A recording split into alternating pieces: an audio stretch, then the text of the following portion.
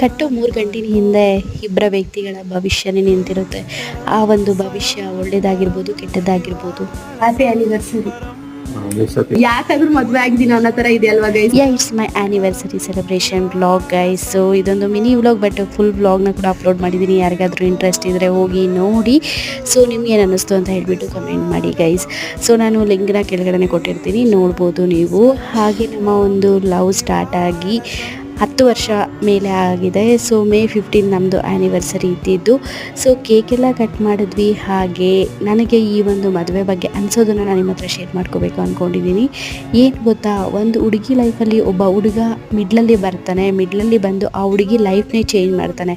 But ಒಂದು ಹುಡುಗಿ life ಬದಲಾಗಬೇಕಂದ್ರೂ, ಒಳ್ಳೆ ರೀತಿಯಲ್ಲಿ ಬದಲಾಗಬೇಕಂದ್ರೂ, ಕೆಟ್ಟ ರೀತಿಯಲ್ಲಿ ಬದಲಾಗಬೇಕಂದ್ರೂ ಆ ಒಂದು 3 ಗಂಟು ಸಾಕು. ಆ 3 ಗಂಟೆಯಿಂದ ತನ್ನ ಇಡೀ ಜೀವನನೇ ಬದಲಾಗುತ್ತೆ. ಆದಷ್ಟು ಬೇಗ ನಾನು ಮದುವೆ ಫೋಟೋಸ್ ಕೂಡ ಅಪ್ಲೋಡ್ ಮಾಡ್ತೀನಿ ಗೈಸ್. Full vlog